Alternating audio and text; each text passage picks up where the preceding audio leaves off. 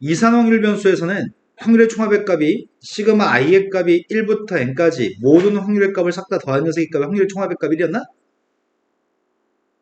지금은 여기는 이 함수 값들을 전부 다 누적해서 모은 녀석의 값이 면적이고 면적의 값 1이었습니다. 쓸 때는 시그마 pi로 쓸 거거든, 선생님이. 그 사이에 확률 변수를 집어넣게 되면 x랑 확률 변수를 집어넣으면 이게 뭐라고요? 기대값. 네, 이게 기대값이라고요? 이게 x의 평균이라고 쓸 때는 시그마 pi지만 읽을 때는 평균이라고? 이게 x의 기대값인가요? 그러면 지금 이거 연속 확률 변수였을 때 기대값은 뭐겠어요? 요게 평균이야, 요게. 이게 시그마 같은 거야. 누적해서 모으는 시그마. 이건 정수의 값만 누적해서 모은 거고 이거는 실수의 값을 누적해서 모으는 거. 확률. 이게 pi야. 요 앞에다 확률 변수만 쓰면 되겠네? 네. 그러면은 확률 변수 x에 이게 기대값이에요. 이해되신 거 맞나요? 네. 그럼 분산의 값은 뭐가 분산이겠어? 분산의 값은 시그마 i가 1부터 n까지 누구의 평균의 값이 분산이었니? 말해. SI 제곱 A 아, 그거 말고 다른 거. 편차는 어떻게 표현하죠? XI xi 변수 별량 xi에서 네, 기대값을 뺀 녀석의 값이 평균을 뺀 녀석이 편차하고 편차의 제곱의 평균인가? 네.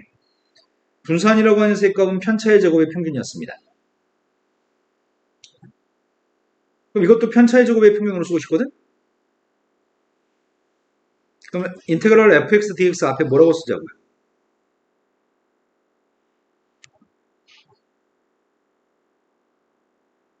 이것만 쓰면 된다고? 네. 이게 편차의 제곱의 평균?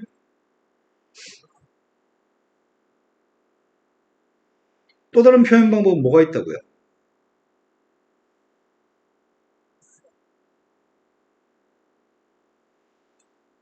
확률 변수를 제곱한 거의 평균의 값에서 네, 평균의 값의 제곱을 빼요?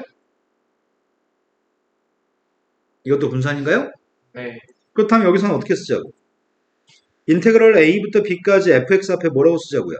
X제곱 여기다 x제곱만 쓰면 된다고? 이게 확률 변수를 제곱한 거의 평균 빼기 평균의 제곱. 이게 또 분산입니다. 그런데 문제는 이런 곡선이 여기는 확률 밀도 함수의 곡선이 다항함수는 우리가 다 계산할 수 있어. 근데 문제는 이게 다항함수가 아닌 녀석으로 주어질 때가 많거든. 그럼 우리는 이렇게 계산할 수 없겠죠. 다항함수가 아니면. 다항함수일 때만 이렇게 계산할 수 있어. 근데 문제는 우리가 알고 있는 다항함수들 중에 이차함수가 위로 부르기 이차함수 이게 가능은 하겠죠. 이차함수 중에 어디서부터 어디까지 면적의 값 1인 경우가 가능은 할 거거든. 하지만 그런 경우 엄청 드물어. 대부분의 이차함수는 여기서부터 여기까지 면적의 값 1이 아닌 경우가 훨씬 많아. 내 말 지금 이해되시나요? 네. 면적의 값 1이 나와야지만 확률 밀도함수가 될 수 있거든. 면적의 값 1이 아니면 그 확률 밀도함수가 될 수가 없어. 그런데 우리가 임의로 알고 있는 이거 한 번만 해볼까? 가장 일처럼 보이는 거. 이렇게 그리면은 여기가 마이너스라고 플러스이면은 이 함수는 넓이가 1이니? 적분해볼까? 마이너스 1부터 플러스까지 마이너스 x제곱 플러스 1의 값을 적분하면 뭐죠? 마이너스 3분의 1 X 3분의 3 플러스 X 1 대입했습니다. 마이너스 1 대입했습니다. 이건가? 산수 잘못했나? 1 대입하면 3분의 2 맞죠? 마이너스 1 대입은 아니구나. 이거 틀렸구나. 마이너스 3분의 2인가? 네. 그럼 3분의 4인가요? 네. 이 녀석의 면적의 값 1로 맞추는 이차함수가 찾기가 되게 힘들어. 문제도 출제 안 해, 그래서. 왜냐면 다른 함수에서 다항함수가 아닌 다른 함수였을 때 면적의 값 1 나오는 걸 만들기가 수월하거든? 그래서 이차함수 가지고 이걸 계산하세요라는 문제는 출제하지 않습니다. 우리는 꼴랑 다항함수만 지금 접근할 수 있기 때문에 뭐 다른 함수 막 지수함수 형태로 줘야지만 넓이가 1 나오는 걸 만들기 쉽거든. 그래서 이런 녀석의 값은 다항함수로는 절대 출제하지 않습니다. 하지만 내용 자체는 누굴 적분한 녀석의 값이 기대값인지 누굴 적분한 게 분산값인지는 좀 충분히 이해되신 거 맞죠? 그런데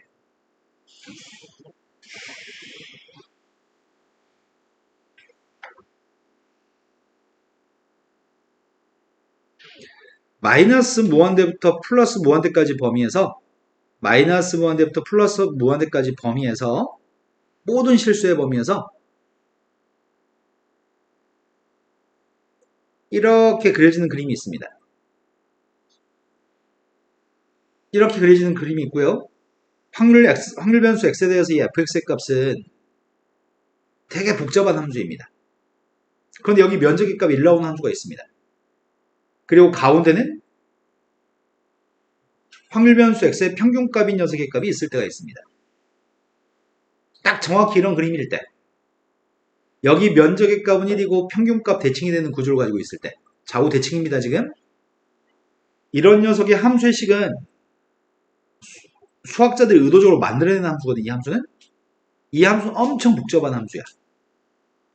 하지만 그 엄청 복잡한 함수는 필요 없어. 그냥 이렇게 생긴 함수가 면적 1인 함수가 있어 그냥. 그런데 평균값 대칭이고 평균값에 대해 좌우 대칭이고 이걸 종모양이라는 표현을 수학에서 사용하거든. 종은 이렇게 생겼잖아. 근데 이걸 종모양이라고 하겠대. 교과서나 참고서들은 이걸 종모양이라고 부릅니다. 이제 앞으로 종은 이렇게 생긴 거야 이제. 자, 이거는 종모양이면서 평균값 대칭이 이런 구조를 가지고 있으면 이런 분포 상태, 이런 확률의 분포 상태를 정규 분포라고 얘기해. 이런 분포 상태를 정규 분포라고 얘기할 겁니다. Normal Distribution입니다. 발음이 구려서 미안합니다. Normal에서 n을 따가지고 올 겁니다. 이 녀석의 값은 정규 분포 n이라고 얘기할 건데 평균값 대칭 종모양 이런 녀석의 분포 상태를 우린 정규 분포라고 할 거고 이거는 함수의 식이 되게 복잡한 식입니다. 다항함수 같은 거 아닙니다. 아주 까다로운 함수입니다. 그런데 우리는 정규분포를 따를 확률 변수 x의 값이 정규분포를 따를 때 앞에 평균을 쓰고 뒤에 분산을 쓰려고 하거든.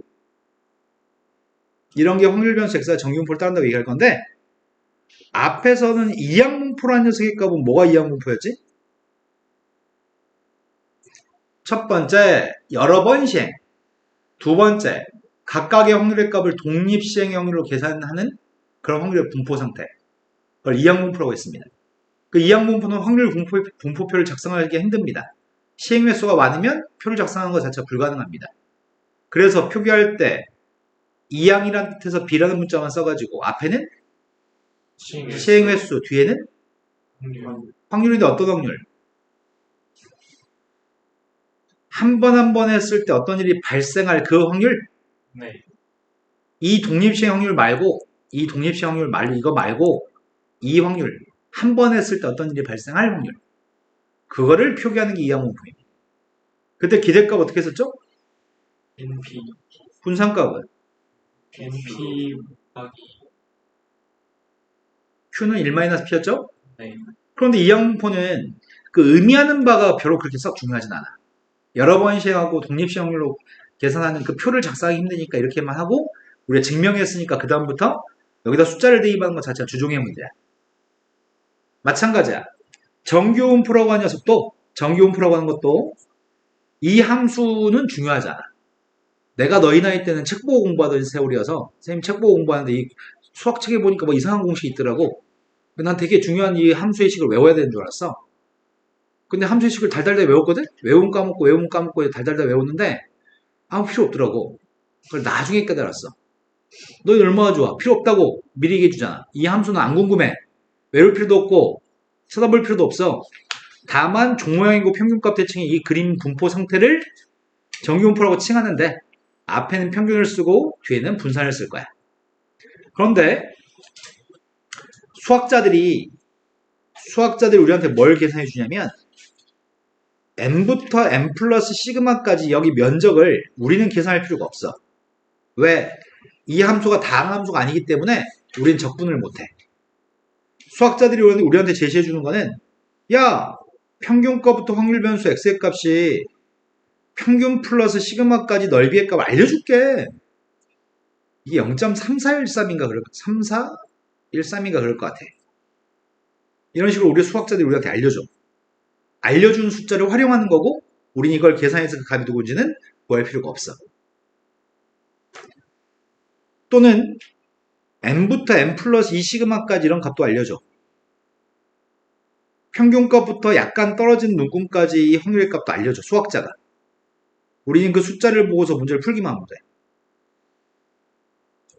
다만 정규분포를 따를 때 우리는 제일 중요한 과정이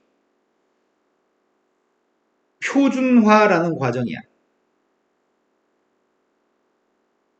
지금 현행 수능시험은, 현행 고3까지는 수능시험을 미적분 확률과 통계 기하를 선택해서 시험 봐. 그런데 확률과 통계는 좀 시험이 쉬워. 시험이 쉬워서 이공계를 가려고 하는 애들이 확률과 통계를 가지고 시험 보게 되면, 예를 들어 94점을 받았어. 1등급이야. 근데 미적분은 통보다는 좀 어려워. 미적분으로 예를 들어 89점을 받았어.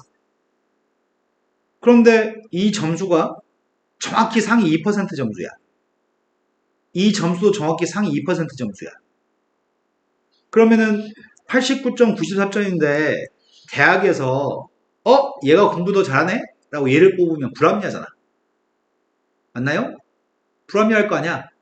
그래서 이 두 점수를 표준 점수로 바꿔서 같은 점수로 환산되게끔 해. 대학에서 평가할 때. 표준 점수로 두 점수 다 예를 들어서 92점으로 환산한다고 한다면 이 바꾸는 과정을 우리는 표준화라고 얘기해. 표준화라고 하는 과정은 각각의 확률 변수 값들을 평균값으로 빼준 다음에 표준 편차로 나누게 되면은 이런 과정을 우리는 표준화라는 과정이라고 얘기해. 그러니까 확률과 통계 94점 받은 아이도 확률과 통계 시험 본 아이들 전체 아이들의 평균값을 여기서 빼주고, 확률과 통계 표준 편차로 나누게 한 점수랑 미적분 89점을 받은 애의 평균값, 미적분 전체 평균값을 뺀 다음에 표준 편차로 나눠준 값이 똑같이 92점으로 환산되게끔 만드는 거야. 그럼 표준 점수를 가지고 평가하면은 두 아이는 같은 능력치로 평가받을 수 있는 거지? 내 말 이해되신 거 맞나요? 네. 그런 작업을 표준화라고 얘기합니다.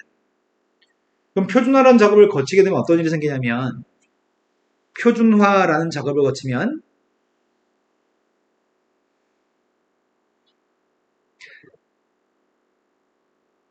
Z라는 녀석의 값에, 내가 지금 알파벳을 뭘 쓰려는지 머릿속에서 말하면서 알파벳을 못 쓴다. Z라는 거의 평균값 좀 구해볼 생각이에요. Z의 평균값은 시그마분의 x-m의 평균값을 구하겠다는 얘기죠, 지금. Z는 시그마분의 x-m이니까요.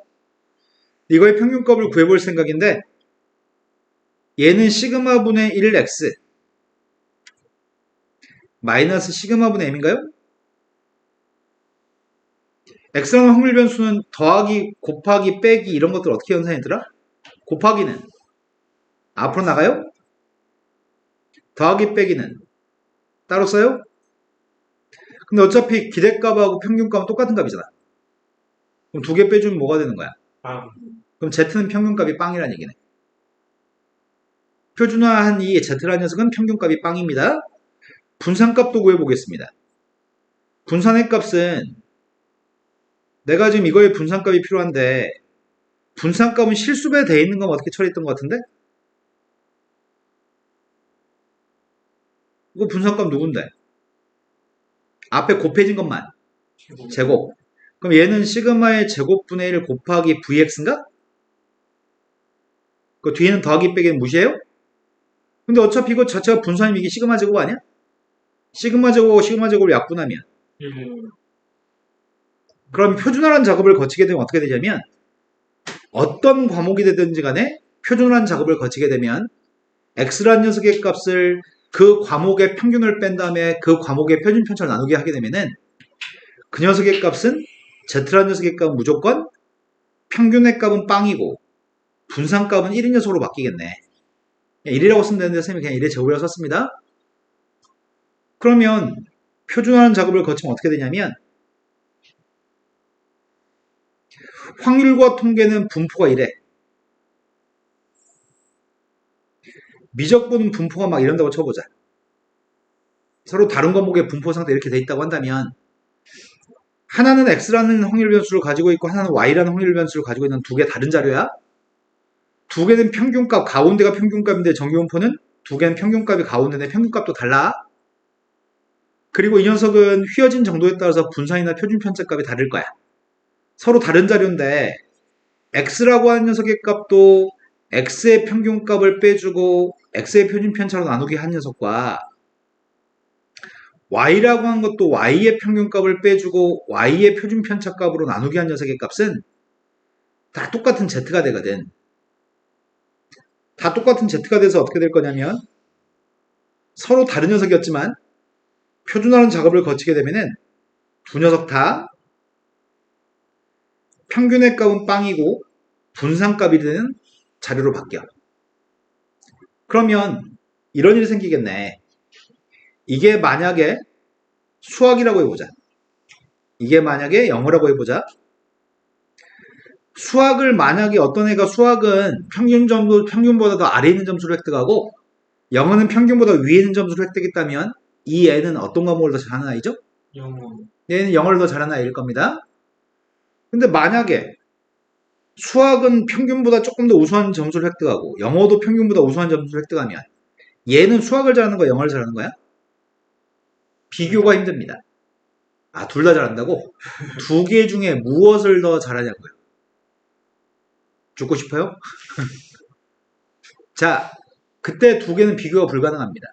하지만 표준화라는 작업을 통해서 이 수학 점수를 표준화한 녀석의 값은 여기 있고 영어 점수를 표준화해가지고 이렇게 표준화 작업을 거쳐가지고 표준화한 영어 점수가 여기 있다면 이 아이는 수학을 잘하는 거야, 영어를 잘하는 거야? 수학. 수학을 잘하는지 어떻게 알아? 평균보다 더 많이. 이 애보다 잘하는 애 새끼들이 요만큼인데 이 애들 영어를 더 잘하는 애들은 요만큼이니까 네. 그러니까 상대적으로 수학을 더 잘한다고 평가할 수 있는 거죠. 그러면 표준화라는 작업을 하는 가장 큰 이유는 뭐가 더 우수한지에 대한 평가를 하기 위해서 표준화를 많이 합니다. 비교가 힘든 두 개의 데이터에 대해서 분석하기 위해서 표준화라는 작업을 거칩니다. 자, 여기까지에 대해서 봐볼게요. 우리 책에서는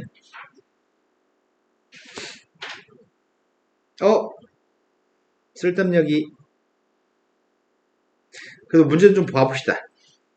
계엄체크 1번 문제가 다음에 연소 확률 변수를 있는 대로 골랐으면 좋겠습니다. 연소 확률 변수는 특정한 범위 있는 실수의 값들이 확률 변수였을 때 연소 확률 변수입니다. 100m 달리기 기록의 값 연소 확률 변수일까요? 아니요. 아니야? 그러면 이렇게 되는 건가?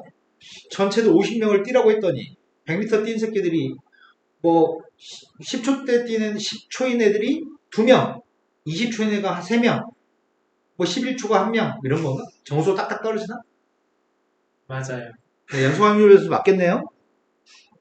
어떤 새끼는 10점 땡땡초, 어떤 애들은 또 11점 땡땡초 이렇게 실수의 값들이겠죠? 두 번째, 과소연소 수학한 사과의 당도가 딱딱 떨어지나? 15브릭스, 12브릭스 딱딱 떨어지나? 아니요. 이건 연소 확률 변수일까요? 네. 세 번째, 관람객 숫자는? 아니에요. 네, 이거는 이산 확률 변수일 것 같습니다. 배차 간격이 30분인 버스를 기다리는 시간. 아니에요. 아니, 맞아요. 그러니까 어떤 새끼는 딱 도착해가지고 정확히 5분 기다리고 어떤 애들 6분 기다리고 뭐 5분 15초 뭐 이런 거 없어? 맞아요. 네. 기다리는 시간은 나 이 새끼 진짜 이씨. 아니, 히터 때문에 줄려가지고. 그런 거였죠? 할 수 있는 거 맞죠? 그쵸. 다음 중에 연소 확률 밀도 함수가 될 수 있는 걸 찾았으면 좋겠습니다. 0부터 1까지 범위에서 이건 연소 확률 밀도 함수가 맞나요? 맞아요. 확률 밀도 함수가 맞아요?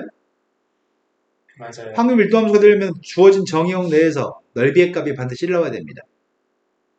넓이가 1 나와야 된다고요. 적분하면 누구죠?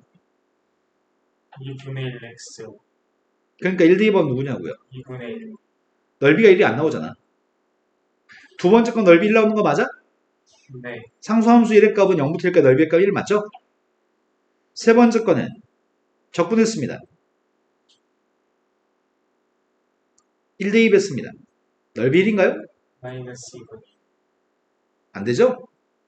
확률 밀도 함수는 0부터 1까지 범위에서 그림이 이렇게 그려지나?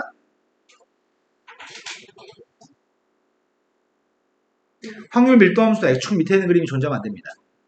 모든 확률의 값은 0보다 크니까요. X축 밑에 그림을 그리면 안 되고요. 정의역 내에서 적분한 값은 1 나와야 됩니다. 마지막 녀석의 값은 확률 밀도 함수 될 수 있나? 그냥 적분할까?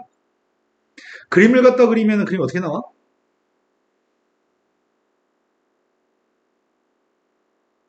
이렇게 나오나? 네. 아이고야. 내 애는 아무 생각이 없는 거죠? 아니라고 하려고 했는데. 아니라고 하려고 했어요? 자, 이 녀석은 넓이 1 맞아? 그럼 적분할 필요도 없네. 삼각형이니까 이거 확률 밀도 함수가 될 수 있는 거네요. 확률 밀도 함수는 그래프와 반드시 X축 위에 그려져야 되고 넓이의 값은 반드시 1 나왔으면 좋겠습니다. 자, 마지막 녀석은 세 번째 문제가 상수함수 5분의 1이라는 녀석이 있고 0부터 5까지 면적의 값 1이 맞습니다. 이거 확률 밀도 함수 맞습니다. 그때 1부터 3까지 면적을 구하세요.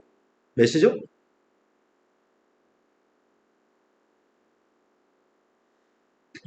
네, 이거 고민 필요한 거 아니죠?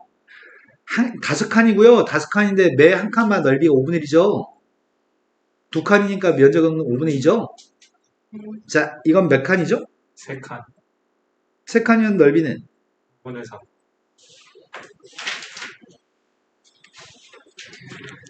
확률 밀도 함수의 성질을 확률 밀도 함수는 무조건 X축 위에 그림이 그려져야 되고 면적은 반드시 1 나오면 좋겠습니다. 근데 우리는 확률과 통계라는 파트에서 다항함수, 심지어 뭐 2차 이상에 대해서 보통 적분하라고 하지 않습니다. 학교 선생님이 시험을 아주 어렵게 출제하고 싶다면 차수가 높은 함수에 대해서 출제할 수도, 억지로 문제 만들어 출제할 수도 있지만 대부분은 확률 밀도 함수의 값은 상수함수나 1차 함수의 값을 제시합니다. 다음에는 1차 함수가 있습니다. 이게 확률 밀도 함수입니다. A가 필요합니다. 정의역은 0부터 2까지입니다. 그럼 당연히 적분해도 되고 그림 그려도 되고 원점을 지난 직선인가요? 확률 밀도 함수의 값은 AX라는 직선입니다. 0부터 2까지 그림을 그렸습니다. 2 대입하는 Y좌표의 값은 2A인가? 면적의 값 구하면 되겠네요. 2분의 1 곱하기 밑변값 2 곱하기 높이의 값 2A? A가 누구면 면적 1이죠? 2분의 1. A는 구했습니다. 그럼 이렇게 생긴 녀석의 값이 있는데 여기 면적의 값 1입니다. 근데 두 번째 문제 요구한 건 0부터 1까지 확률의 값을 구하라고 했으니까 0부터 1까지 여기 면적을 구하라는 얘기인가요? 계산할 건가요? 4분의 1 대입한 녀석의 값이 누구지? 그러니까 밑변의 값은 1, 높이의 값 2분의 1이어서 4분의 1이라고 계산하실 건가요? 1. 네. 계산할 거냐고. 아니요. 계산 계산 안 하면 어떻게 할 건데? 정 가운데 중점들의 선을 연결하게 되면 똑같은 사이즈의 삼각형 다 해서 몇 개 생겨요? 4개 중에 한 토막이어서 4분의 1이라고 하실 거죠? 네. 만약에 3등분했다고 한다면 3등분했다면 똑같은 사이즈의 삼각형이 몇 개 생기는데? 9개? 여기에 1개, 3개, 5개, 홀수개씩 생기는 것 같은데? 똑같은 사이즈가? 그러면 전체 중에는 여기 면적의 값은 9분의 1인가? 네. 네.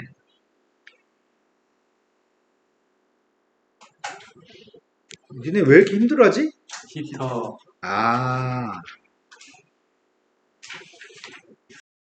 연소확률 변수 X에 대해서 확률 밀도 함수가 주어져 있습니다. 여기 연소확률 변수에 대한 확률 밀도 함수가 그려져 있는데 A부터 B까지, 알파에서부터 베타까지가 정의역이라고 한다면 우리는 알파하고 베타 사이의 함수값은 무조건 0보다 커야 됩니다. 왜냐면 fx 자체가 함수값이니 확률이니까요. 확률값은 0보다 커놨습니다. 알파에서 베타까지 전체 면적의 값 1이니까 적분해서가 1 나와야 되고요. A부터 B까지 확률의 값을 알고 싶다면 A부터 B까지 적분한 게 확률입니다. 뭐 그런 내용을 담고 있는 것 같습니다. 예시한 게 있는데 읽지 않겠습니다. 자, 정기온포에 대해서 아까 선생님이 정기온포란 건 대충 설명을 해줬는데 함수의 식을 한번 봐볼게요. 저 함수의 식이 되게 거지 같은 식이 있습니다. 쌤은 어렸을 때 이걸 외웠습니다. 얼마나 병신 같은 짓이었는지 나중에 알게 됐습니다. 여기 지수에 보면 괄호 속에 x-m이라고 써있나요? 그 앞에 여기 부호가 마이너스라고 되어 있니? 네. 그러면 여기 있는 게 x한테 m을 갖다 대입하게 되면 x한테 m을 대입한 녀석의 값이 최대값일까? x한테 m을 갖다 대입한 게 최대값입니다. x한테 m을 대입한 게 최대값입니다. 왜냐면 미세값이 2라고 하는 녀석은 우리가 자연상수로 부르는 녀석이거든? 자연상수가 1보다 크죠? 네. 1보다 큰 숫자는 여기는 지수에 있는 값의 가장 큰 값은 m 대입한 게 최대값인가? 2차 함수니까? 맞아요? 네. 최대값을 대입하면 이건 최소값이 나오나? 최대값 대입한 게 최대값 나오죠? 미세값이 자연상수니까. 네. 지수에 있는 값이 가장 클수록 증가함수기 때문에 미세값이 2면 증가함수기 때문에 m 대입한 게 최대값을 가질 겁니다. 그래서 m을 갖다 대입한 게 최대값을 갖는다는 것만 알면 되고요. 이 식 자체는 기억하고 우리가 쳐다보는 식은 아닙니다. 전혀 몰라도 상관없는 그냥 식입니다. 수학자들이 그냥 제시하고 있는 근거입니다.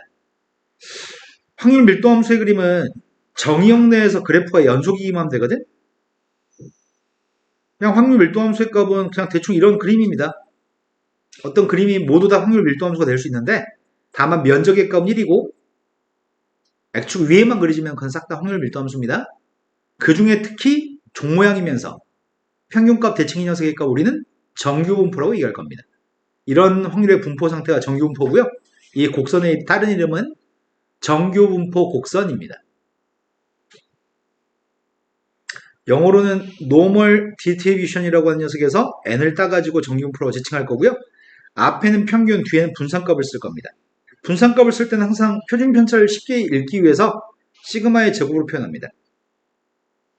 정규분포 곡선의 특징, 뭐 당연한 얘기인가 같은데 평균값에 대해서 대칭해요.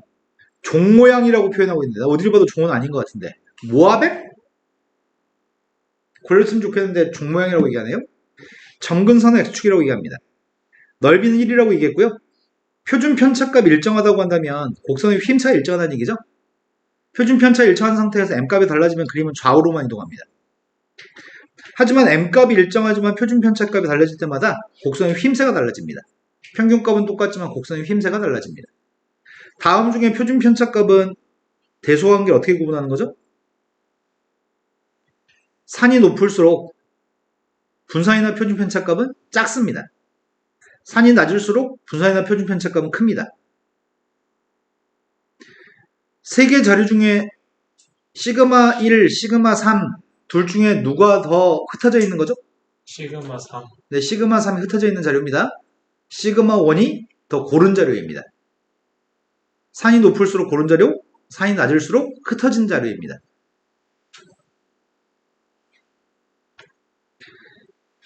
표준 정규분포. 표준화라는 작업이 아까 어떻게 하는 게 표준화라고 했죠? x라는 확률 변수에서 평균을 뺀 다음에 표준 편차로 나누게 해준 녀석의 값을 z라고 얘기한다고요? 네. 근데 z라는 녀석의 값은 평균값이 누구라 그랬어요? 빵. 아까 증명했잖아. 분산값은 1. 그렇다면 평균값이 빵인 거네? 네. 빵 대칭인 녀석이 그림이네? 빵 대칭이고 정규분포인 빵 대칭이고 종 모양의 그림을 띄고 있는 녀석의 값은 표준 정규분포라고 합니다. 표준화시킨 z에 대한 정규분포. 그럼 표준 정규분포입니다. 아까 전에 이 곡선의 이름은 뭐였다고? 정규분포 곡선. 네, 이 곡선은 정규분포 곡선입니다. x에 대한 정규분포였을 때는 정규분포 곡선이고요. 지금 이 곡선의 이름은 뭐겠어요? 표준 정규분포 곡선. 네, 얘는 표준 정규분포 곡선입니다. 넓이의 값은 똑같이 1 나올 겁니다. 그런데 우리 책의 제일 뒤에 보면 표준 정규분포표라고 하는 게 있을걸요? 상형 로그표처럼? 표를 찾아보세요. 찾으셨나요? 표는 항상 뭘 제시하냐면 표에는 이렇게 써 있습니다. 0부터 대문자 z의 값이 소문자 z 사이에 들어올 확률의 값 이렇게 써 있습니다. 찾으셨나요? 그림도 아마 그 표 오른쪽 위에는 그림도 그려져 있을걸? 맞아요. 표준 정규분포 곡선이 있다고 했을 때 0부터 시작해서 어디까지 확률이라고 해서 색칠되어 있나요? 네. 원래 0의 오른쪽 면적의 값이 누구죠? z의 값이 0보다 크나트릴 확률의 값이 뭘까요? 2분의 1. 네, 0대칭이니까 오른쪽 넓이의 값은 2분의 1이겠죠? 0부터 z까지면 2분의 1보다 작은 값이 나올 겁니다. 근데 그 0부터 z까지 확률의 값을 여기 왼쪽 밑에 z에 대해서 써 있나요? 네. 왼쪽 밑에 z의 값이 0.1.0인 걸 찾읍시다. 1.0의 값이 뭐라고 써 있나요? 0.3413, 2.0에는 뭐라고 써 있나요? 0.4772, 3.0도 있지 않나? 0.4987. 근데 오른쪽이 지금 2분의 1이라며. 그럼 상황이 이런 상황인 거네. z라는 확률 변수의 값은 평균값에 대한 대칭인데 평균값이 z의 값은 빵이고 0부터 1까지 면적의 값만 해도 0.3413이라고 0부터 2까지 면적은 0.4772 0부터 3까지 면적이라고 하면 이미 0.5에 가깝니? 그럼 여기 짜투리의 면적의 값이 0.0013밖에 안 돼? 네. 그러면 3보다 만약에 z의 값이 0부터 40까지 확률이라고 한다면 이건 이것보다 훨씬 클 거 아니야. 면적이 더 많아졌으니까. 네. 그럼에도 불구하고 이 녀석의 값은 0.5보다는 작겠지. 네. 여기 숫자가 3을 초과해서 훨씬 큰 숫자가 주어지면 이 숫자는 0.5의 근상값이라고 취급합니다. 이 값이 3보다 훨씬 큰 숫자가 있으면 그 값은 근사값이 0.5라고 취급합니다. 하지만 대부분의 문제들은 0부터 2분의 1까지, 0부터 1까지, 0부터 2분의 3까지, 0부터 2까지 보통 0부터 3 내에 있는 확률값만 가지고 문제를 푸는 편입니다. 그리고 이거는 모든 문제가 표로 줍니다. 문제마다 매번 표로 제시합니다. 그래서 우리가 직접 확률 분포표를 찾을 필요까지는 없고요. 문제마다 표를 제시하기 때문에 보고 읽으시면 되는 것 같습니다. 자, 요것 좀 설명합시다.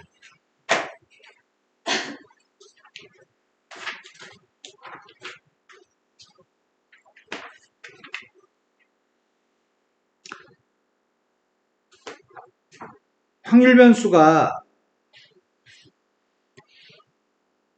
x라는 확률 변수였을 때 x라는 확률 변수는 정규분포를 따르면 가운데가 누구라고요? 평균. 네, 가운데가 평균 m이라고요? 여기에 m 플러스 시그마입니다. 확률의 값을 m부터 확률 변수가 m 플러스 시그마까지 여기 넓이의 값을 알고 싶습니다. 이 넓이를 알고 싶다면 근데 뒤에 있는 표는 정규 분포표는 제시하지 않습니다. 항상 표는 표준 정규 분포표만 제시합니다. 그래서 난 이걸 표준화를 할 생각입니다. 표준화를 하게 되면은 확률 변수에서 평균값을 뺀 다음에 표준 편차 나누기 한 게 표준화인데 이런 과정을 거치게 되면 x라는 문자는 z로 바뀌는 거겠죠? 네. 내가 싹 다 평균값을 뺀 다음에 표준 편차 나누기 하려고 하고 있거든?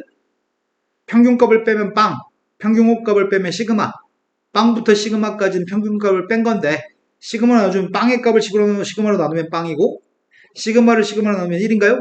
네. 그럼 결국 표준화라는 작업은 가운데 x의 값은 그냥 z라고 쓰는 거고 양쪽 옆에 있는 것들만 평균값으로 빼주고 표준편차로 나누게 하는 거겠죠? 이해되신 거 맞나요? 요게 0.3413이라는 얘기죠? 그러니까 이것도 0.3413인가요? 그럼 보자마자 알겠네. m부터 x의 값이 m 플러스 2 시그마까지면 결국은 여기는 개수값들이 뒤에 있는 숫자가 나온다는 얘기인가? 이 녀석의 값 표준화를 거치면 0부터 2까지라는 얘기겠죠? 이런 넓이의 값이랑 이런 넓이의 값은 같은 녀석인데 혼용해서 사용합니다. 어떤 문제는 z 가지고 문제를 풀어갈 때가 있고요. 어떨 때는 x에 대해서 m부터 m 플러스 뭐 누구 시그마까지 문제를 풀라고 할 때도 있습니다. 되게 쉽습니다. 한두 번 보면 누구나 잘합니다.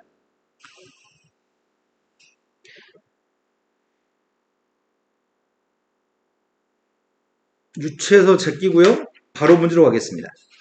왜 예제 1번이 없지? 아까 네. 대소관계만 따져보세요 라는 내용입니다. 확률 밀도 함수가 두 개 있습니다. 먼저 그림만 보고 가겠습니다. 현재 그림은 두 개의 그래프가 평균값은 똑같나? 네. 그럼 fx라는 확률 밀도 함수를 가진 것과 gx라는 확률 밀도 함수를 가지는 것 중에 fx하고 gx 중에 누가 분산값이 큰 거죠? GX. 네, gx의 분산이 큽니다. fx는 높게 산이 솟아있기 때문에 분산값이 작습니다.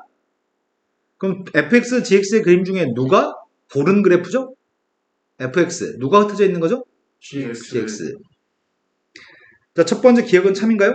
아니요. 평균값은 똑같기 때문에 거짓입니다. 두 번째, 표준 편차값은 x2의 표준 편차값이 크되 x1은 fx가 확률 밀도 함수고요. x2는 gx가 확률 밀도 함수입니다. 니에는 참인가요? 네. 세 번째 거는 x1의 값이 m보다 작을 확률과 x2의 값이 m보다 작을 확률을 묻습니다. x1이든 x2든 m보다 작을 확률은 m의 왼쪽 넓이인가요? 네. fx의 m의 왼쪽 넓이는 몇이야? 2분의 1. gx의 값의 m의 왼쪽 넓이는?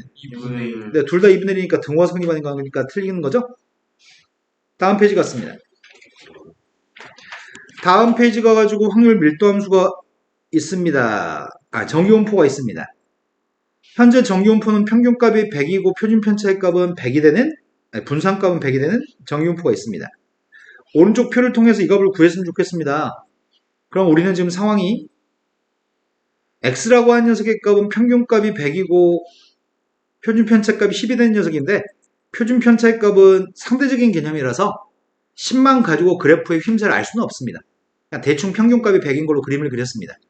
하지만 이걸 가지고 문제를 풀지 마시오라는 얘기 같은데 Z만 가지고 문제를 풀라는 얘기인가요? 그 Z로 문제를 풀려면 표준화를 거쳐야 됩니다. 현재 표준화는 Z의 값을 구하려면 X를 무슨 짓을 하자고요? 10분의 평균값을 빼고 10. 표준 편차 나누기 해야 되니까 100은 빼고 10으로 나누기 한 게 Z인가요? 네. 그럼 첫 번째 걸 100을 빼고 나누기 하겠습니다. Z값이 뭘로 바뀌죠? 오른쪽 80은? 마이너스 2. 두 번째 건 뭘로 바뀌는 거야? 마이너스 1보다 크거나 같고 1보다 작거나. 세 번째 건 뭘로 바뀌어요? 마이너스 1.5보다 네. 크거나 같고 마이너스 1.5부터 0.5보다 작거나 같다. 플러스야 마이너스야? 마이너스. 이런 표준화를 거친 거죠? 치고 나서 이제 확률값을 구할 생각인데 Z라고 하는 세 값은 빵대칭입니다. Z의 값은 빵대칭이기 때문에 결국 마이너스보다 왼쪽 넓이의 값을 구하라는 의미는 플러스 2의 오른쪽 넓이의 값을 구하는 말하고 똑같나요? 네. 근데 0의 오른쪽 넓이는 0.5라며. 그럼 여기 넓이의 값을 제거해 준 녀석의 값이 여기 넓이겠죠? 그럼 마이너스보다 작은 넓이는 2보다 큰 넓이고 2보다 큰 넓이는 0부터 2까지 넓이의 값을 빼자는 얘기죠? 네. 0부터 2까지가 누구라고요? 0.477.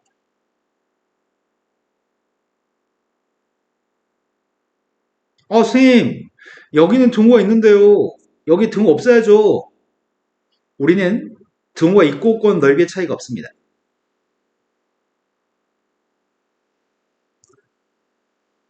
등호가 있고 없고에 따라 넓이는 달라지지 않습니다.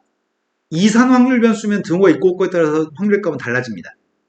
연소 확률 변수였을 때는 등호가 있고 없고에 따라 넓이의 값은 달라지지 않습니다. 자, 0부터 2까지 확률의 값을 뺐습니다. 이거 뺐습니다. 0.0228. 0.028. 두 번째 걸로 갔습니다. 마이너스 1부터 플러스 1까지 면적이 필요합니다. 마이너스 1부터 플러스 1까지 면적은 0대칭이기 때문에 마이너스 1부터 0까지 면적과 0부터 1까지 면적은 똑같나요? 그러니까 0부터 1까지 면적이 2배도 괜찮죠? 0부터 1까지 면적이 2배 했습니다. 0.6826. 마이너스 1.5부터 마이너스 0.5라면 양수로 치자면은 0.5부터 1.5까지 면적과 똑같나요? 0대칭이니까 그럼 0.5부터 z의 값 1.5까지 면적의 값을 구할 생각인데 0부터 1.5까지 면적에서 0부터 0.5까지 면적을 빼면 되겠죠? 그럼 여기서 이거만 빼면 되나요? 그 빼기를 못 하겠는데 2, 4, 1, 7. 다른 분들도 얘기해 주세요.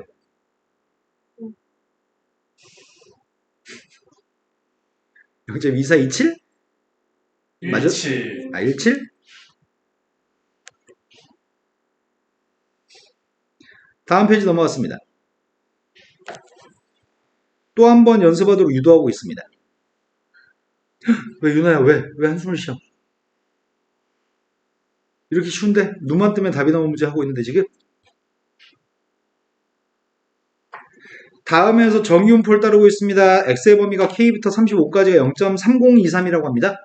그때 k의 값을 구했으면 좋겠습니다. 나는 z에 대해서 문제를 풀려고 하니 표준화하는 작업을 거치려고 합니다. 평균값 알고 있고요. 확률 변수 30을 뺀 다음에 표준 편차 2로 나누기 한 녀석의 값이 z일 거고요. 그 연산을 하고 있는 중입니다. 그렇다면 앞에 있는 k의 값은 2분의 k-30으로 바뀌었을 거고 가운데 x의 값은 z로 바뀌었을 거고 35의 값은 누구죠? 이 넓이의 값이 0.3023이라고 합니다. 근데 2.5였을 때가 0.49538이라고? 그럼 얘 자체가 0.4938이라고 하면 0부터 2.5까지 넓이에서 뭘 빼자고요? 0부터 네, 여기 면적의 값은 제거해 주자고요? 근데 이 숫자가 누구면은 얘가 나오는 거지? 누굴 빼야 되는 거야? 0.5였을 때 0.1915를 뺀 거야? 네. 이 값이 0.1915였으면 좋겠습니다. 이 값이 0.5였으면 좋겠습니다. 따라서 K 값은 30. 다음 페이지 넘어갔습니다. 자, 이제부터 문제 다운 문제가 좀 나오기 시작하는가 본데 앞에 거는 아주 상식적으로 누구나 할 수 있는 것 같고요. 이제부터는 말로 주어진 걸 해석하는 건데 아직은 기초 단계인 것 같습니다. 어느 회사에 입사 시험에서 지원자가 5,000명입니다. 5,000명의 시험 점수는 평균의 값이 345점이고 표준 편차의 값이 10점입니다. 그럼 내가 지금 한 명 한 명의 점수 5,000명 한 명 한 명의 점수의 값을 확률 변수로 잡았습니다. 그 확률 변수의 값은 정규분포 앞에는 345점, 뒤에는 표준 편차 10점인 정규분포를 따르고 있습니다. 이런 정규분포에 대해 첫 번째 문제 요구한 거는 확률값을 구하라고 했네. 시험 획득한 점수가 350점부터 시작해서 375점 사이에 있도록 하는 지원자는 전체 몇 퍼센트인지 물어본 건가? 그 확률값을 구했습니다. 표준화하려고요. 표준화했습니다. 표준화는 확률 변수에서 평균값 뺀 다음에 표준 편차 나누기 한 게 표준화입니다. 그거 산수하려고요. 앞에 건 뭐죠? 앞에 건 10분의 5여서 2분의 1? 뒤에 거는요? 3. 그럼 0부터 3까지 면적에서 0부터 0.5까지 면적을 제거한 거죠? 0부터 3까지 면적에서 0부터 0.5까지 면적을 제거했습니다. 뒤에서부터 계산해야 되겠구나. 0. 2, 7, 빵 3? 맞게 뺐어요? 네. 두 번째 문제는 그때 몇 퍼센트인지 물어봤어? 그럼 답은 몇 퍼센트로 답해야 돼? 30.7. 100을 곱해가지고 365 이상이었으면 좋겠습니다. 365점 점수가 365점 이상인 사람은 몇 명인지 인원수를 구하라고요? 그럼 365점 이상인 데를 확률한테 뭘 곱하라고요? 응시자가 5,000명이니까 5,000을 곱하라고요? 5,000명의 비중을 곱해주면은 365점 이상인 사람 수가 나오는 거죠? 네. 그럼 내가 구하는 건 365를 표준하려고 합니다. 365가 뭐로 바뀌죠? 2. 2보다 클 확률값을 구했습니다. 0.0228.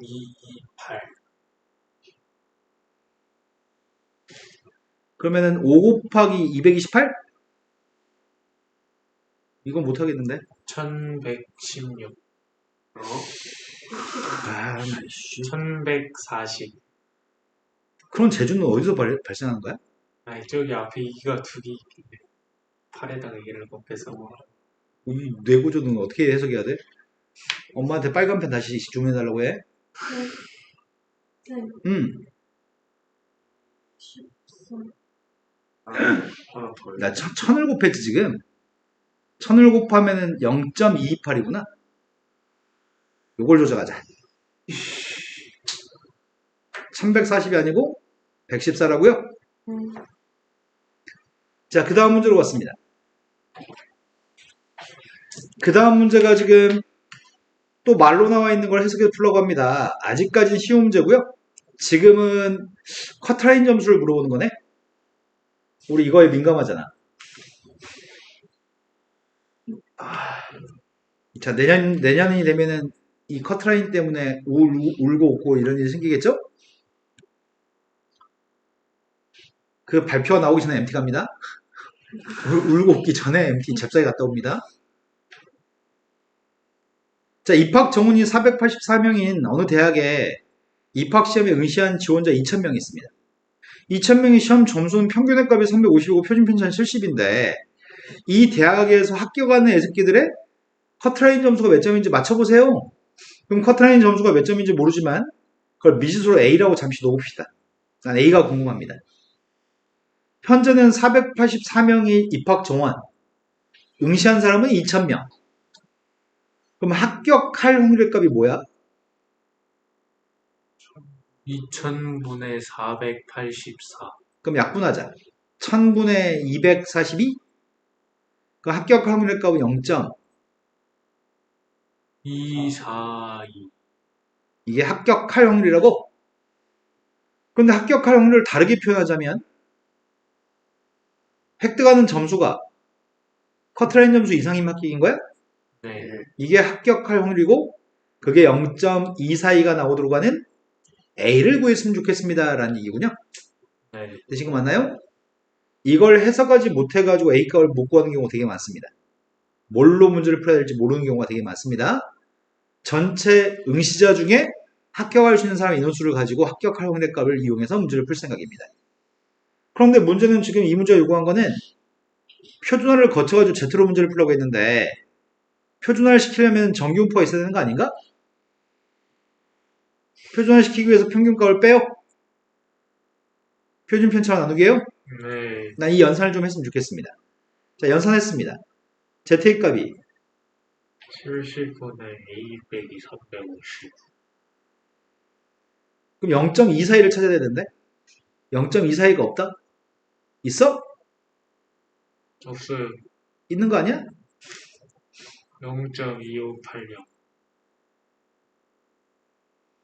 0부터 0.7까지 확률값을 제시했어? 네.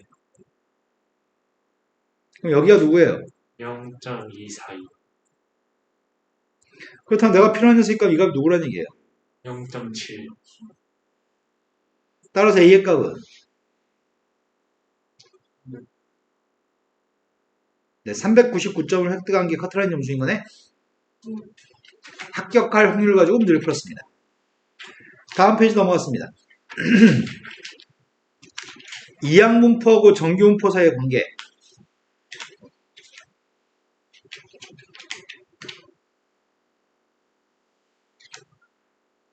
이항분포는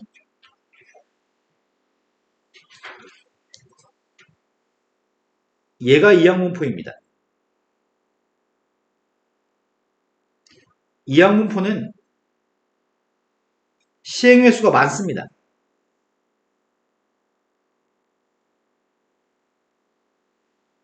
그리고 각각의 확률의 값들은 독립시행 확률로 계산하는 것들이라고요?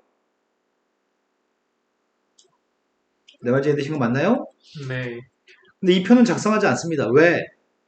n값이 크면은 현실적으로 나열을 쓰는 게 힘듭니다. 불가능합니다. 그래서 공식 의존해서 기대값 분산값을 구했습니다. 근데 이걸 그림을 그려본 적이 없네. 그림 못 그립니다. 우리는 그림을 못 그리는데 이 확률의 분포 상태는 n값이 작으면 어떻게 되냐면 n값이 작으면 약간 왼쪽으로 편중된 그림이 나옵니다.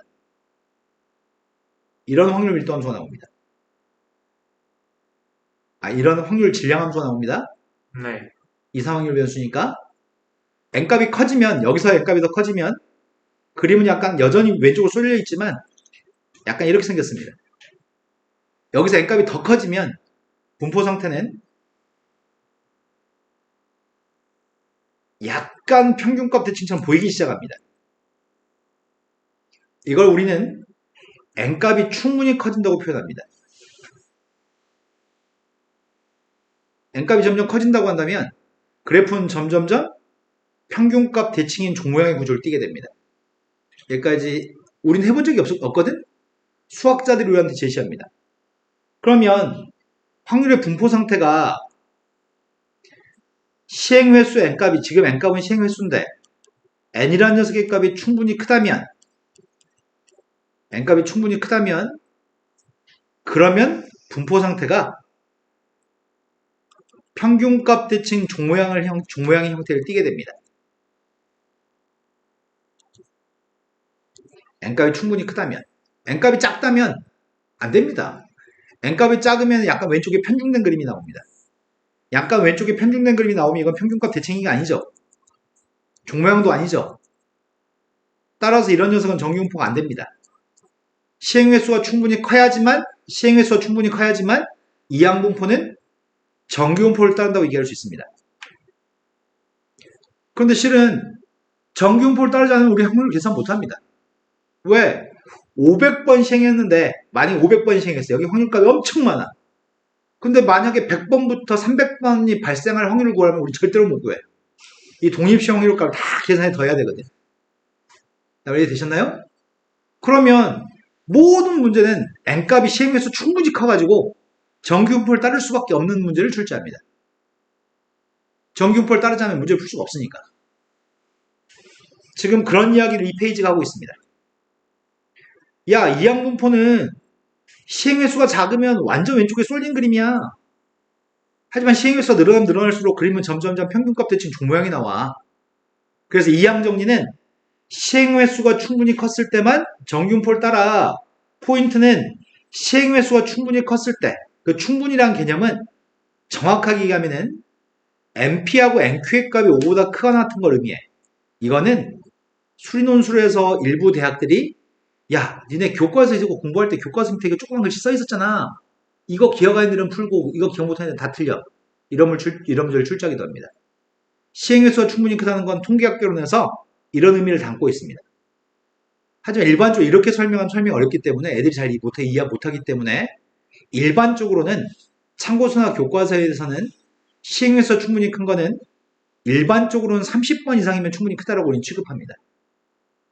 하지만 정확한 의미는 우리나라 만약에 수리논술을 본다고 한다면 NP 값도 5보다 큰 같고 NQ 값도 5보다 큰 같은 걸 시행해서 충분히 큰 녀석으로 규정합니다.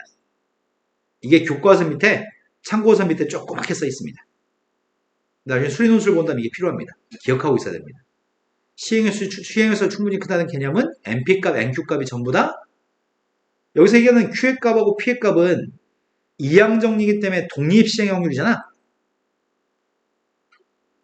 그때 이 NP 값이랑 이때 NQ 값을 얘기하는 겁니다. 이것들이 각각 5보다 둘 다 크거나 같아야지만 시행에서 충분히 큰 걸로 취급합니다. 근데 수리논술을 제한 수능시험도 마찬가지고 수리논술을 제외하고 학교 내신 시험 문제에서는 이거는 생각하지 않습니다. 하지만 수리논술은 하도 문제가 쉬우니까 이항정리 정규분포 문제들은 너무 난이도가 너무 쉬운 문제여서 애들한테 이걸 야 니네 교과서로 공부할 때 나왔잖아. 이걸 좀 꼼꼼하게 생각하면서 읽어봤니? 이걸 평가하고 싶은 것 같아.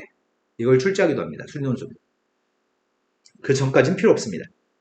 그럼 수리논술 할 때 그때 다시 또 설명해 드리면 되겠죠?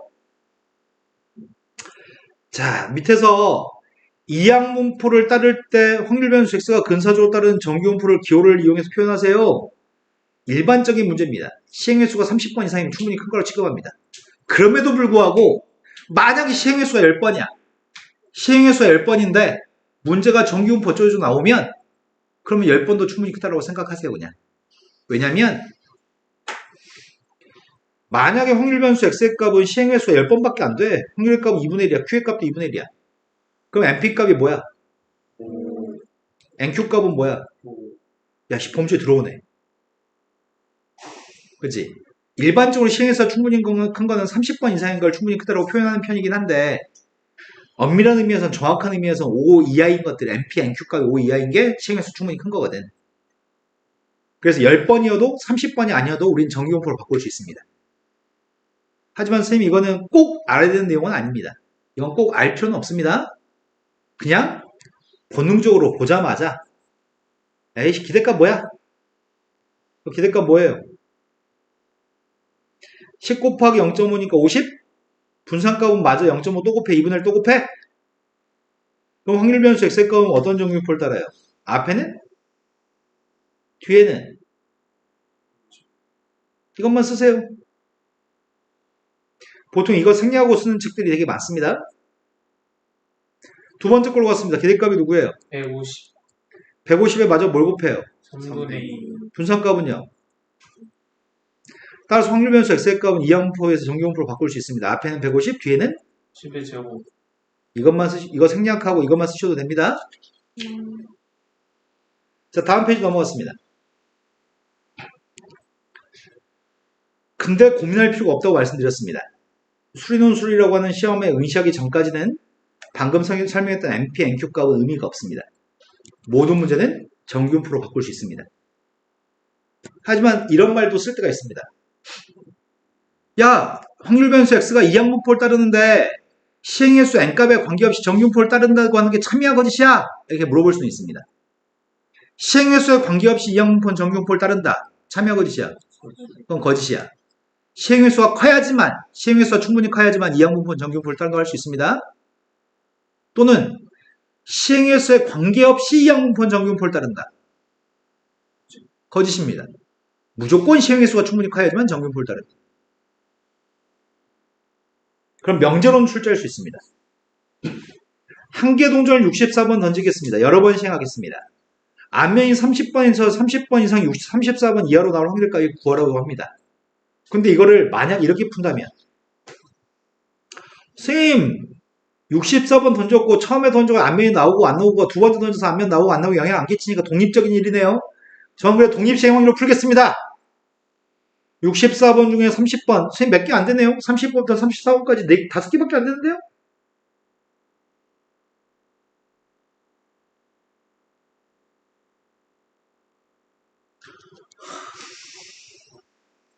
저는 꼭 이렇게 풀고 싶습니다.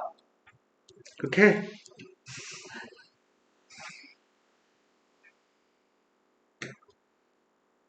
이러면 조합값 계산하다가 날 새겠네요. 맞나요? 그래서 이렇게 풀기 힘듭니다. 현재는 어떤 이항분포라고? 시행횟수는 64번, 확률의 값은 2분의 1, 네, 한 번 했을 때 앞면 나올 확률의 값이 2분의 1입니다. 기대값은 32, 어이씨 알파벳을 잘못 썼네. 분산값은 알죠? 그래서 문제를 30번 이상 34번 이하의 확률의 값이 알고 싶습니다. 되신 거 맞나요? 네,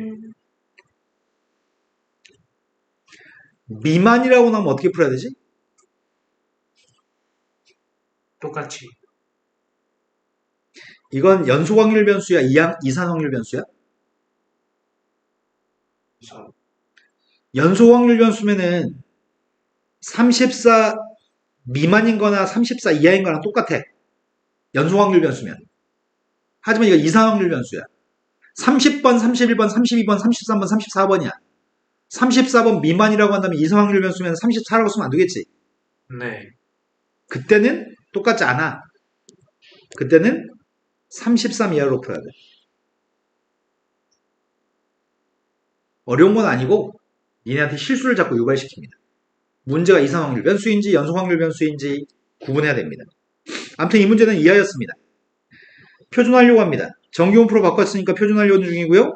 31을 뺀 다음에 4로 나누기 하고 있습니다. 각각 31을 뺀 다음에 4로 나누기 하고 있습니다. 마이너스 0.5 플러스 0.5, 0부터 0.5까지 0부터 0.5까지 0.191로? 그럼 0부터 0.5까지 넓이랑 마이너스 0.5에서 0까지 넓이는 0대칭이니까 똑같은 거죠? 0.191호에 2배 했습니다. 0.383? 벌써 다 했어? 확률 변수가 2개 있는 문제는 풀어줘야 되는데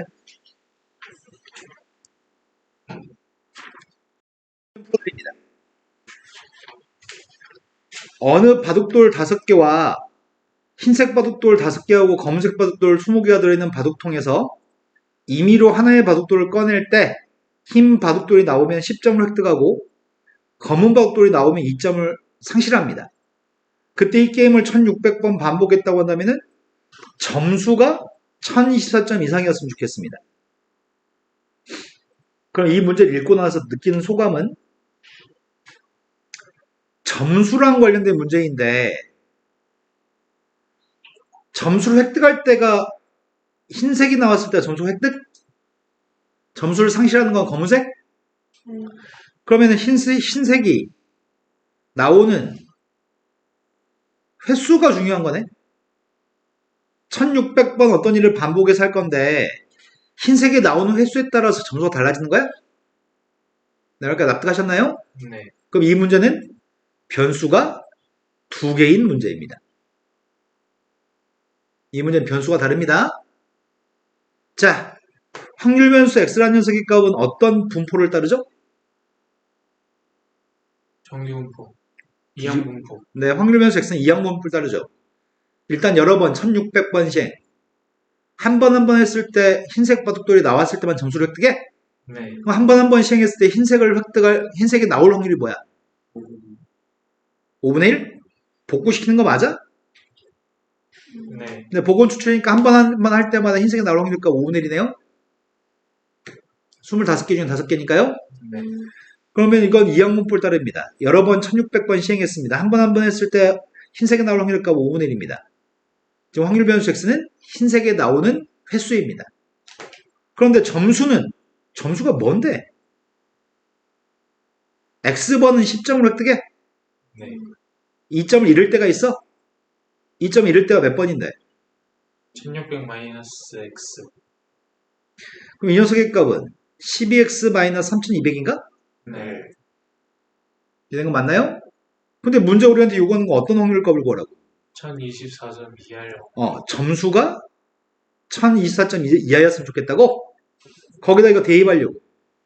12x-3200 대입했습니다. 그럼 12x라는 녀석의 값이 4224. 11을 나누기 못해. 300. 36 뺐더니 62. 맞네. 그럼 이것만 구하면 되겠네요? 네. 이해되신 거 맞나요? 그때 x라는 녀석의 값은 정규분포를 따르는 거 맞아? 네. 왜? 시행회수가 시행횟수가 충분히 크니까. 곱했습니다. 320. 320에 마저 5분의 4를 곱해? 5로 나누면은 64? 8의 제곱. 64에 4배 했더니 어. 256? 256이면 16의 제곱. 몸 8을 제곱하자고? 자, 표준화했습니다. 이걸로 표준화하는 거죠? 네. 표준화했더니 Z로 바꿨고요. 320을 뺐더니 32? 32를 16으로 나누겠습니다. 2.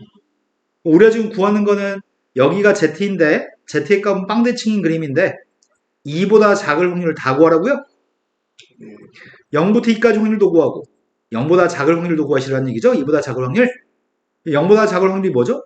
0.5. 0과 2 사이의 확률값은 뭐라고요? 0.4772. 이해된 거 맞나요? 이 문제는 확률 변수를 2개 잡고 푸는 문제입니다. 확률 변수를 2개 잡고 푸는 문제는 문제를 풀면서 애들이 실수하는 경우가 하다합니다. 확률 변수 2개인지 인지하지 못하는 경우가 하다합니다. 이것만 조심하시면 대부분 문제 다 풀 수 있습니다. 지금 시간이 4시 25분. 10시 10분 물으시면 설명해드립니다. 지금 정규분포를 따르는 확률 변수 x가 있는데 k-1또 k 플러스 1까지 된 몇 칸이야? 8칸. 8칸의 면적의 값이 k가 어떨 때 최대인가요? 이렇게 묻고 있습니다. 지금 현재 정규분포는 평균값이 누구라고요? 10. 가운데가 10인데 이렇게 8칸의 면적을 구한 거랑 이렇게 8칸의 면적을 구한 건 다를 것 같은데? 오. 네. 그럼 3부분의 면적의 값이 더 큰 거 아니야? 네. 그럼 요렇게 좌우 대칭되게끔 구도를 잡았으면 좋겠는데? 가운데 10이었으면 좋겠는데? 네. 그러면 여기가 10이 되려면 오른쪽에 지금 4칸 떨어져 있어야 되는 건가? 네. 그럼 얘가 14를 원하는 거야? 네. 내가 K 값은 누구라고요? 7. 5.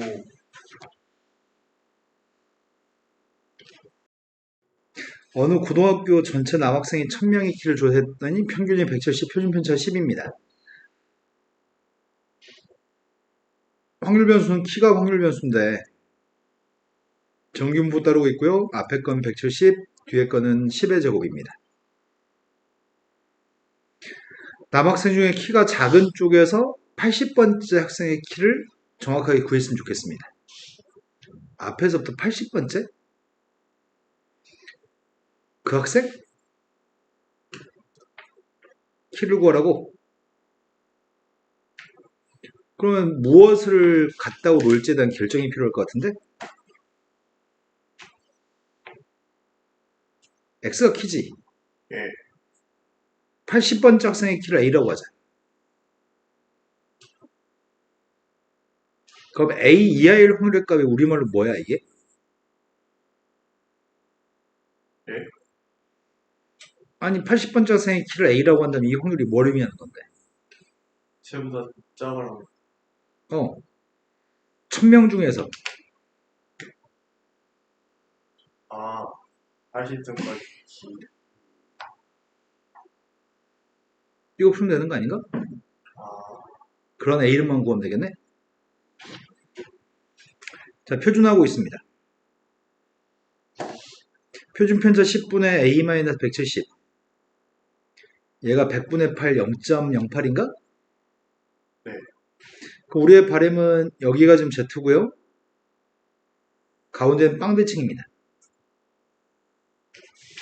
도대체 누구 이하이면은 여기 넓이가 0.08이 되나요? 여기가 누구일까요?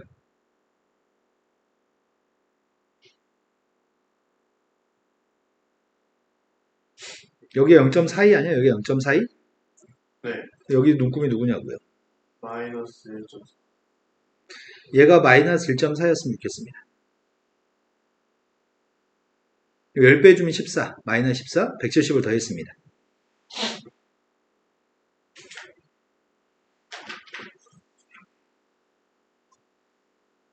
불쌍한 아이입니다.